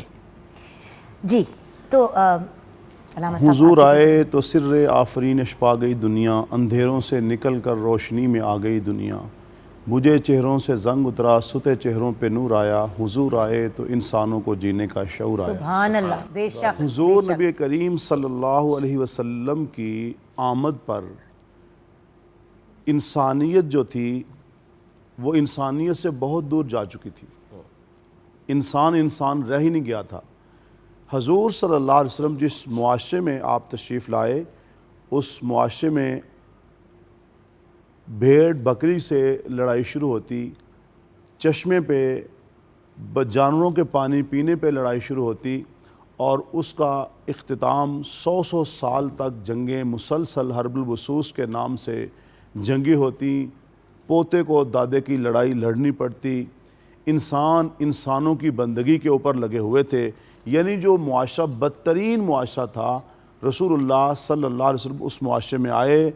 جیسے ابھی بیان ہو رہا تھا کہ آپ نے آغاز کیا فَقَدْ لَبِثْتُ فِيكُمْ عُمُرًا أَفَلَا تَعْقِلُونَ، لوگوں بتاؤ میری سیرت، کردار، کریکٹر کے بارے میں کیا کہتے ہو؟ جس انسان کا کردار، کریکٹر لوز ہوگا، اس کی گفتار کے اندر، اس کی چال کے اندر، اس کی بات میں نہ لوگ اس سے متاثر ہوں گے، نہ اس بات کی کوئی ویلیو ہوگی، کوئی حیثیت ہوگی۔ تو رسول اللہ صلی اللہ علیہ وسلم نے صادق و امین تو 40 سال، جیسے ابھی بات ہو رہی تھی کہ نبوت کا اظہار ہوا، بھئی دیکھیں جس طرح ہم اپنے بچوں کو بھی اکثر کہتے ہیں علامہ صاحب کہ بیٹا پیسہ ایک دن میں نہیں کمایا جاتا, جی ایک ٹائم عزت لگتا ہے ایک نا, دن میں نہیں کمائی ٹائم جاتی. لگتا ہے. جب 18-19 سال کا بچہ سامنے آ کے کھڑا ہو جاتا ہے اور کوئی بات کرتا ہے تو بندہ کہتا ہے پتر پہلے تھوڑی زندگی تو جی لے. یہ بڑا امپورٹنٹ ہے کہ آپ نے ایک زندگی جی ہے جس پہ لوگوں نے آپ کو آبزرو کیا, آپ کا بچپن, آپ کا لڑکپن, آپ کے ڈفرینٹ سٹیجز, ٹین ایج, آپ کا کیسا بیہیویئر رہا, آپ کا کیا رد عمل تھا, آپ کیسے لوگوں کے ساتھ پیش آتے تھے, اس کے اوپر لوگوں نے آپ کی طرف مائل ہونا تھا نا. اگر آپ کہہ دیں کہ میں نبی ہوں, مان تو لوگ پھر بھی دیتے, اللہ تعالیٰ نے کن کہنا ہے, لیکن اب دیکھیں جگن بات یہ ہے کہ 40 سال پہ تو نبوت کا اظہار فرما رہے ہیں, لیکن 40 سال سے جو پہلے والی 40 سال ہیں نا, اس میں حضور صلی اللہ علیہ وسلم اس معاشرے میں رہ رہے ہیں اور اس معاشرے کو بہتر سے بہترین بنانے میں جو کردار ادا کرتے ہیں. جب ہم سیرت کی کتابوں میں پڑھتے ہیں تو بڑے ایسے واقعات آتے ہیں کہ جناب قریش کے قبیلے میں جھگڑا ہوتا ہے, لڑائی ہوتی ہے, حجر اسود کو کون نصب کرے گا, تو یہ تو نبوت سے سارے پہلے کے واقعات ہیں. بہت سارے قبائل باہر سے آتے ہیں اور کس طرح درندگی کا اظہار کرتے ہیں, تو ان لوگوں کی جو اصلاح تھی رسول اللہ فرما رہے تھے. اور یہ تو حضور صلی اللہ علیہ وسلم کی 40 سالہ جو یعنی کہ جو حیات طیبہ تھی اس کی بات ہے, ورنہ یہ تو اللہ نے جب جہان شروع کیا تھا اس وقت کہا تھا الست بربکم قالوا بلا. 2 میثاق عہد تھے, ایک وہ عہد تھا جو پوری انسانیت سے لیا, پوری انسانیت کی روا سے, الست بربکم, ساری روا نے کہا قالوا بلا.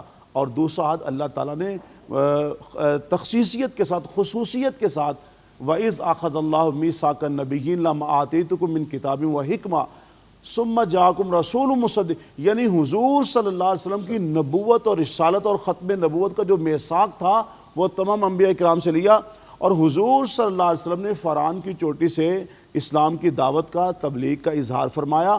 اور پھر اس دعوت اور تبلیغ کے اوپر خود رسول اللہ صلی اللہ علیہ وسلم فرماتے ہیں کہ آدم علیہ السلام سے لے کر عیسیٰ علیہ السلام تک تمام جو میرے بھائی پیغمبر تھے, جو نبی تھے, جو اسلام کی دعوت دیتے رہے, اور اس کے اوپر جو مشکلات آئیں, جو مصائب آئیں, وہ ساری مشکلات مصائب ایک طرف ہیں, اور میرے اوپر مکہ مکرمہ کے اندر آنے والی جو مشکلات اور مصائب ہیں وہ ایک طرف ہیں.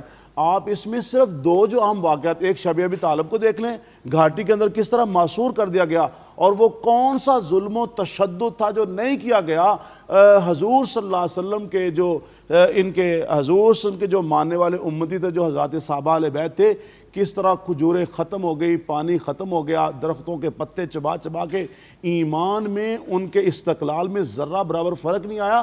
اور دوسرا حضور صلی اللہ علیہ وسلم کا وہ سفر طائف دیکھیں, جب حضور صلی اللہ علیہ وسلم مکہ سے چل کر سفر طائف اور پیدل سفر کرتے ہیں, اور وہاں کے جو سرداران نے جو گفتگو کی ہے وہ اتنی اخلاق سے گری ہوئی تھی, اور گفتگو کی حضور صلی اللہ علیہ وسلم کے اوپر پتھروں کی برسات کی, لیکن اس کے باوجود بھی یہ صادق و امین ہونے کے ساتھ ساتھ رحمت للعالمین تھے.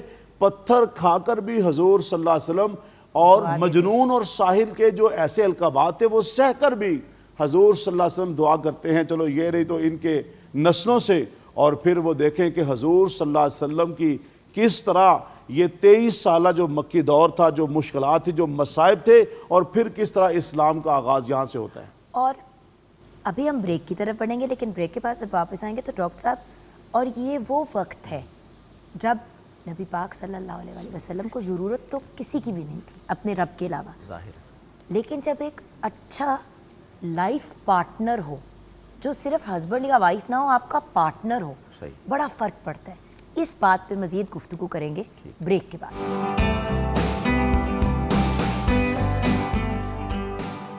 جی ہاں, welcome back from the break viewers. جیسے کہ آپ جانتے ہیں اب شو کا جب اختتام ہونے والا ہوتا ہے تو ہم کچن میں ضرور نظر ڈالتے ہیں. جی کچن میں کیا سچویشن؟ جی ہمارے جو ہے چیزی چکن بریڈ رول ریڈی ہیں, ساتھ فرائز بھی, اور سب کے لیے at 2 ready. Thank you so much Noor ji, thank you so مچ.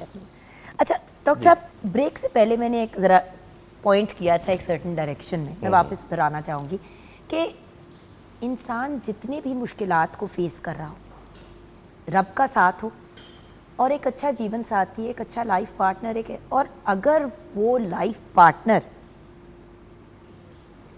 حضرت خدیجہ رضی اللہ سلام اللہ علیہ ہو, تو پھر تو سبحان اللہ آپ کی زندگی آخرت ہر چیز ہی پرفیکٹ ہو جاتی ہے. بلا شبہ. جی ڈاکٹر. دیکھیں, آپ نے جس شخصیت کا نام لے دیا نا, اللہ کیونکہ مشکلات آئیں تو قربان۔ اس کے ساتھ تسکین اور سکون بھی آیا بی بی کے فارم میں۔ جی ہاں، آج کی میں سمجھتا ہوں صرف مسلمان خواتین نہیں، دنیا کی تمام خواتین کے لیے حضرت خدیجہ رضی اللہ تعالی عنہ ایک رول ماڈل ہے۔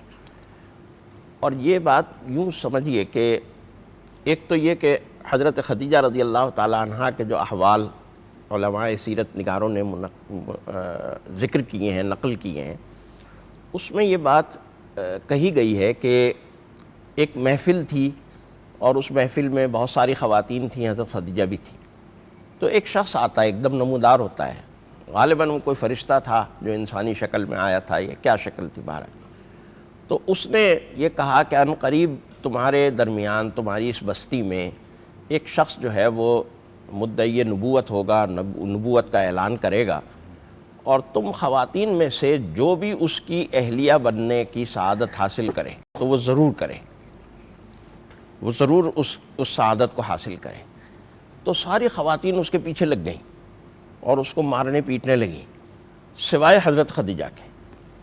حضرت خدیجہ نے اب حضرت خدیجہ کے دل میں یہ بات تھی، اور حضرت خدیجہ کے چچزاد بھائی ورقہ بن نوفل ایک عیسائیت کے بہت بڑے اسکالر تھے، ان سے بھی معلومات لیتی تھیں، ان سے بھی پوچھتی تھیں، اور یہ بات پہنچتی حضرت خدیجہ رضی اللہ تعالی عنہ کی یہ باتیں رسول اللہ صلی اللہ علیہ وسلم تک بھی پہنچیں، اور رسول اللہ صلی اللہ علیہ وسلم کے متعلق جو باتیں تھیں وہ بھی پہنچیں۔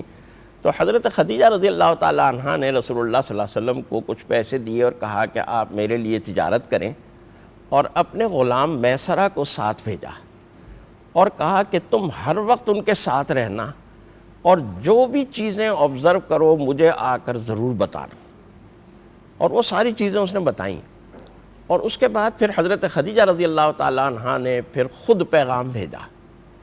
یہ بھی ایک بڑے وہ بات ہے، بہت بڑی بات ہے کہ پسند کی شادی اور عورت بھی مرد کو رشتہ بھیجتی، اس طرح بھیج سکتی ہے، اور بڑی نارمل بات ہے کہ مرد بھیجے عورت بھیجے، کیا فرق پڑتا ہے؟ اچھا رشتہ، وہ اچھا ہمارے رشتہ۔ ہاں تو یہ وہ ہے نا، یعنی ہمارے یہ ہاں تو لڑکا جائے گا رشتہ لینے کے لیے، ہمارے ہاں تو یعنی لڑکی تو بہت دور کی بات ہے، لڑکی کا باپ بھی اسے اپنے لیے عار سمجھتا ہے کہ میں کسی اس کے سامنے رشتے کی بات کروں۔ لیکن ڈاکٹر صاحب ہم نے خود اپنی زندگیاں مشکل کی ہیں، مشکل ہمارے بڑوں نے تو ہمارے لیے بڑی آسانیاں پیدا کی۔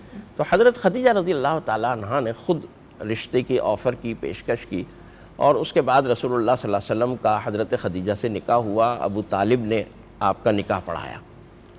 اور پھر حضرت خدیجہ رضی اللہ تعالی عنہ ان حالات کو بیان کرتی ہیں جو ابتدائی وحی یا وحی سے پہلے کے حالات تھے، اور اس میں بطور خاص دو چیزیں ذکر کرتی ہیں۔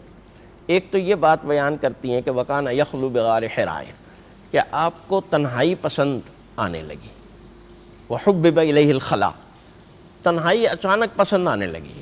اچھا، اور اس تنہائی کے پسند آنے کے لیے جو لفظ استعمال کیا وَحُبِّبَ، مجہول کا صیغہ، یعنی بظاہر کوئی ایسا حادثہ، بعض دفعہ ہوتا ہے بندے کی زندگی میں کوئی ایسا حادثہ ہو جاتا ہے، اس حادثے سے وہ تنہائی پسند ہو جاتا ہے، وہ ایک کمرے میں بند ہو جاتا ہے۔ تو ایسا کوئی حادثہ یا کوئی ایسی بیماری نعوذ باللہ نہیں تھی کہ جس سے رسول اللہ صلی اللہ علیہ وسلم نے تنہائی اختیار کی ہو۔ اچانک دل میں ایک تنہائی کو اختیار کرنے کا جو داعیہ تھا اور اس طرف میلان تھا وہ پیدا ہوا، اور آپ غار حرا تشریف لے جاتے تھے۔ دوسری بات جو بیان کی حضرت خدیجہ رضی اللہ تعالی عنہ نے علامات نبوت کے طور پر، وہ یہ کی کہ آپ رات کو خواب میں ایک چیز بیان سے دیکھتے تھے، اور صبح کو جاء مثل فلق الصبح، صبح صادق کی طرح وہ واقعہ نمودار ہو جاتا تھا۔ آپ اٹھ کے بیان کرتے تھے کہ آج میں نے خواب میں یہ دیکھا، اور صبح کو مثل صبح صادق وہ نمایاں ہو جاتا تھا، نمودار ہو جاتا تھا۔ اچھا، اب یہاں حضرت خدیجہ رضی اللہ تعالی عنہ اس بات کو فلق الصبح، صبح صادق سے تشبیہ دے رہی ہیں، اور صبح صادق جو ہوتی ہے وہ کب ہوتی ہے؟ جب آفتاب طلوع ہونے والا ہوتا ہے، آفتاب طلوع ہونے والا ہے، اور آفتاب رسالت طلوع ہونے والا ہے، لہذا صبح صادق رویا صالحہ کی صورت میں، سچے خوابوں کی صورت میں نظر آ رہی ہے۔ اب پہلی وحی جب نازل ہوتی ہے، اس پہلی وحی کے اوپر ظاہر ہے کہ رسول اللہ صلی اللہ علیہ وسلم پر ان فرشتوں کی تجلیات، حضرت جبریل امین کی تجلیات، غار حرا چھوٹا سا غار ہے، یعنی آپ وہاں جائیں اگر تو وہاں 2 آدمی بیک وقت نماز نہیں پڑھ سکتے، اتنی جگہ بھی نہیں ہے اس غار میں۔ اچھا، اب وہاں فرشتوں کی ایک پوری جماعت آئی، اللہ کا کلام نازل ہوا، فرشتے آئے، ان کی تجلیات، انوار، اقرا، شدید گھبراہٹ رسول اللہ صلی اللہ علیہ وسلم۔ اب اس شدید گھبراہٹ کے اندر رسول اللہ صلی اللہ علیہ وسلم نے جو انتخاب کیا کہ مجھے اب اس وقت کس کے پاس جانا چاہیے، ہے نا، یعنی حضرت ابو طالب بھی تھے، ہزاروں حضرت عباس بھی تھے، حضرت ابوبکر صدیق آپ کے بڑے اچھے دوست، کمی نہیں تھی، کبھی نہیں تھی، کبھی بھی نہیں، لیکن آپ نے انتخاب کیا حضرت خدیجہ رضی اللہ تعالی عنہا کا، اور آپ سیدھے حضرت خدیجہ کے پاس آئے اور آ کر پورا واقعہ نقل کیا، اور پوری کائنات کے لیے ایک ایگزامپل سیٹ کیا کہ اپنے لائف پارٹنر کو اپنا سب سے بڑا کانفیڈنٹ بناؤ۔ تو ان کو بتایا، اور انہوں نے بھی پھر یہ نہیں کہا کہ نہیں کچھ نہیں ہے، کوئی وہم ہو گیا ہوگا، کوئی ایسی بات نہیں، انہوں نے کہا کہ یہ تو بالکل آپ صحیح کہہ رہے ہیں، یہ تو ناموس ہے، اللہ کی طرف سے نازل ہوا ہے، اور اللہ آپ کو کبھی شرمندہ نہیں کرے گا، بے شک، واللہ لا یخزک اللہ ابدا۔ آپ صلہ رحمی کرتے ہیں، آپ مزدور کا بوجھ اٹھاتے ہیں، آپ نادار کی اعانت کرتے ہیں، آپ حق کا اور حق بات کا ساتھ دیتے ہیں۔ وہ صفات گنوائی حضرت خدیجہ رضی اللہ تعالیٰ عنہا نے رسول اللہ صلی اللہ علیہ وسلم کی، کہ جو اس وقت ان کے سامنے تھیں، اور ان صفات کو بیان کیا، اور پھر ورقہ بن نوفل کے پاس لے کے گئیں۔ تو سب سے پہلی ایمان لانے والی، مردوں میں، عورتوں میں، بچوں میں، نوجوانوں میں سب سے پہلے جو ایمان لانے والی ہیں وہ حضرت خدیجہ رضی اللہ تعالیٰ عنہا ہے۔ اگر ہم گفتگو کو تھوڑا سا سمیٹ لیں، کیونکہ آپ کو پتہ ہے ایک مختصر سا ٹائم ملتا ہے ہمیں بات کرنے کا، ہم اپنا حصہ ڈالنے کی کوشش کرتے ہیں۔ علامہ صاحب، تو جب اتنے بڑے، اتنے خوبصورت رول ماڈلز ہمارے پاس زندگی میں ہیں، اس کے اوپر کئی آرٹیکل لکھ چکا ہوں، اور میرے اسی لیے میں نے آپ کی دکھتی داغ پہ ہی انگلی رکھی ہے بہن ہونے کے ناطے۔ ام المومنین سیدہ خدیجہ الکبریٰ سلام اللہ علیہا خواتین اسلام کے لیے رول ماڈل ہیں یہ، اور اس کے اوپر میں نے بخاری اور مسلم سے اور سیاست ستہ سے بہت ساری جو ان کے فضائل کے مناقب کے اوپر احادیث ہیں اس میں وہ نوٹ کی ہیں۔ ابھی اب جب بات ہو رہی تھی تو مجھے 1-2 باتیں بڑی اہم یاد آ رہی تھی، میں وہ عرض کر دیتا ہوں، اس سے آپ اندازہ لگائیں ان کی عظمت اور ان کی شان اور ان کا مقام کیا ہوگا۔ سب سے پہلے بات، ام المومنین سیدہ عائشہ صدیقہ رضی اللہ تعالیٰ عنہا روایت کرتی ہیں کہ حضور نبی کریم صلی اللہ علیہ وسلم ایک دن گھر تشریف لائے تو آپ نے ایک خاتون کی آواز سنی، تو پوچھا کہ یہ کون ہے؟ تو کہا یا رسول اللہ کیوں؟ آپ نے کیوں پوچھا؟ فرمایا اس کی آواز میری خدیجہ سے ملتی ہے۔ تو کہا یہ ان کی بہن ہے۔ تو حضور صلی اللہ علیہ وسلم نے ارشاد فرمایا کہ اس کو جو شربت، شہد کی جو میری بوتل خاص پڑی ہوئی ہے اس کو شربت پلاؤ۔ اور ایک دوسری روایت میں ہے کہ حضور صلی اللہ علیہ وسلم یعنی اس محبت اور عقیدت کا اظہار، ان کی بیسٹ فرینڈز اور ان کو سب۔ اچھا، دوسری روایت میں آتا ہے کہ حضور صلی اللہ علیہ وسلم فرماتے ہیں کہ جب بھی سالن گھر میں اچھا بناؤ، مٹن بناؤ، تو خدیجہ کے سہیلیوں کے گھروں میں بھیجو۔ حضور صلی اللہ علیہ وسلم نے جب اس محبت کا اظہار فرمایا نا، تو کہنے لگی ام المومنین حضرت عائشہ، یا رسول اللہ وہ ابھی تک آپ کو بوڑھی جوان ہے، بوڑھی یاد ہے ابھی تک آپ کو؟ میں جوان ہوں، نوجوان ہوں، وہ ابھی تک آپ کو بوڑھی یاد ہے؟ اب سنیں اس کے اوپر جملہ جگن حضور رسول اللہ صلی اللہ علیہ وسلم نے فرمایا، عائشہ ابھی میں آتا ہوں، لوگ نذرانے پیش کرتے ہیں، ہدیے گفٹ پیش کرتے ہیں، کوئی بکریاں لے کے، کوئی اونٹ لے کے، کوئی دودھ لے کے، کوئی سونا درہم دینار چاندی لے کے آتا ہے، اور خدیجہ اس دور میں میرے ساتھ تھیں جب میں اسلام کی دعوت تبلیغ کے لیے نکلتا، لوگ پتھر برساتے تھے، لوگ کاہن کہتے تھے، لوگ مجنون کہتے تھے، اور اس وقت جب پتھروں کی بارش ہوتی میں گھر آتا تو وہ وفادار بیوی اپنا دوپٹہ پھاڑ پھاڑ کے میری پٹیاں بنایا کرتے تھے، آنکھوں میں آنسو آگے کہا وہ وفادارہ میں اسے کیسے بھول سکتا ہوں، اور وہ ایسی پاکیزہ خاتون تھیں، اللہ نے مجھے اس سے اولاد دی۔ اب یہ تو ان کی عظمت تھی، اب ان کی زندگی رول ماڈل کیسے ہے؟ صرف 2 میں مثالیں دیتے ہیں، 2 باتیں صرف اس کے اوپر۔ ایک تو یہ ہے کہ حضور صلی اللہ علیہ وسلم کو انہوں نے نکاح کا پیغام بھیجا، تو آج کی خواتین بھی نکاح کا پیغام بھیج سکتی ہیں۔ نمبر 2 کہ اگر وہ اسلام کی داعیہ ہیں تو اس کے ساتھ ساتھ وہ ایک اچھی تاجرہ بھی ہیں، تجارت کرنے والی بھی ہیں، اور حضور صلی اللہ علیہ وسلم نے ان کو ان کی تجارت سے منع نہیں کیا، تو آج کی جو خواتین ہیں وہ بھی تجارت کر سکتی ہیں۔ یعنی آپ کو اسلام نے یہ رائٹس دیے کہ آپ کو ککھ نہیں کرنے کی ضرورت، آپ کا میاں سنبھالے گا، آپ تو بچے کو دودھ بھی پلائیں گے تو اس کا بھی آپ کو معاوضہ ملے گا، اس لیول کی آپ کو فریڈم دی گئی ہے۔ لیکن اگر آپ کا جی چاہتا ہے کام کرنے کا تو کرے، یہ کہاں پہ لکھا ہوا ہے کہ کام نہیں کرنا چل بیٹھ جا گھر؟ دیکھیں اگر ہم ان کی سیرت کا صحیح طریقے سے مطالعہ کریں گے بالکل، تو یہ صحیح بات طریقے سے صحیح طریقے سے مطالعہ کریں گے تو پتہ چلے گا کہ وہ ایک اچھی بزنس مین سی خاتون تھی. She was a brilliant business woman, a role model, ہاں and بالکل. انہوں نے پوری ایک اپنی ایک دنیا چلا رہی تھی وہ, اور دیکھیں میں آپ کو بتاؤں, اور انہوں نے آپ چوز کیا دیکھیں بہن, اپنے لیے. آج لوگ سیدہ فاطمہ کی سیرت کی, ان کے کردار کریکٹر کی جب ان کو پیش کرتے ہیں, ان کے اسوہ حسنہ کو, تو میں کہتا ہوں کہ یہ دیکھو بیٹی کس کی ہیں, جیسے باپ کی تربیت ہے ویسے ماں کی بھی تربیت ہے. تو اگر ہم آج بچوں کی پرورش کر رہے ہیں, تربیت نہیں ہو رہی, تو جس طرح انہوں نے بچوں کی پرورش کی, پرورش کے ساتھ ساتھ تربیت کی ہے, تو ان کی زندگیوں کو, سیرتوں کو اپنانے کے لیے, ان کے اسوہ حسنہ کو دیکھنے کے لیے ہمیں اس چیز کو بھی دیکھنا ہے کہ ہم اپنے بچوں کی پرورش کے ساتھ ساتھ تربیت کریں. اور تربیت کیسی کریں, جیسے سیدہ خدیجہ الکبریٰ سلام اللہ علیہا نے اپنی بیٹیوں کے لیے, اپنے بچوں کی. بہت بہت شکریہ, thank you so much for joining us today. ہمیشہ وقت کا مقابلہ سخت ہوتا ہے, لیکن آج تو دیکھیں ڈیفینس ڈے بھی, ربیع الاول بھی, ساری چیزیں ساتھ ساتھ ہو رہی ہیں. بس اللہ تعالیٰ ہمارے اس حصے کو قبول کرے اور ہمارے ویورز کو بھی کچھ نئی انفارمیشن, کچھ انٹرسٹنگ سننے کو ملا ہو. یہاں پہ شو کو کنکلوڈ کریں گے. ہماری شیف سیدہ نور کا بھی شکریہ, صاحب آپ کا بہت شکریہ, آپ تو ہمارے استادوں کے استاد ہیں اور ہمارے سینئر ہیں, آپ سے ہی تو بولنا سیکھا ہے. غلطیاں میری, ساری اچھی چیزوں کا کریڈٹ میرے باس کو, میرے استاد کو. اینڈ دین آف کورس بھیا آپ کا بھی بہت بہت شکریہ. اور عابد بھائی اگر آ ہی گئے ہیں تو کچھ سنے بغیر تو ہم بھی نہیں آپ کو جانے دیں گے. جی آج جیسا بڑا خوبصورت موضوع ڈسکس ہوا سیرت پہ, اور ربیع الاول کے ایام سٹارٹ ہو گئے ہیں, تو میں ایک حضور کی سیرت کے حوالے سے کلام جو ہے پیش کرتا ہوں.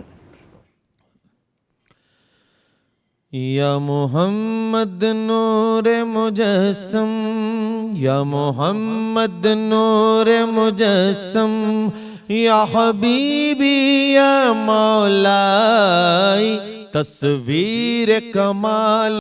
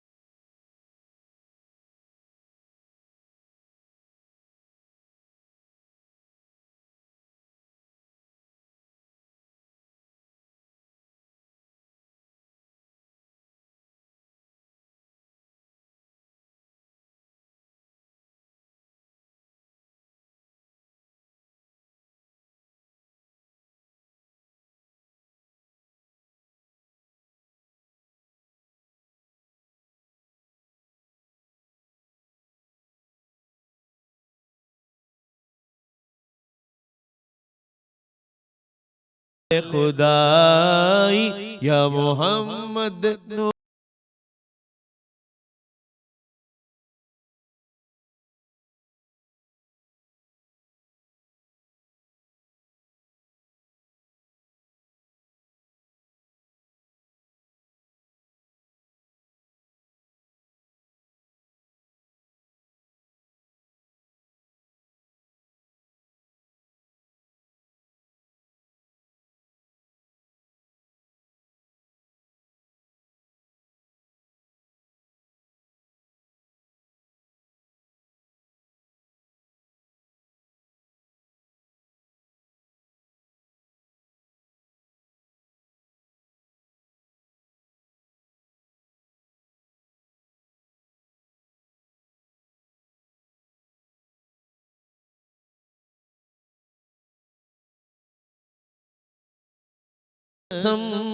یا محمد نور مجسم یا حبیبی یا مولائی تصویر کمال محبت تنویر جمال خدائی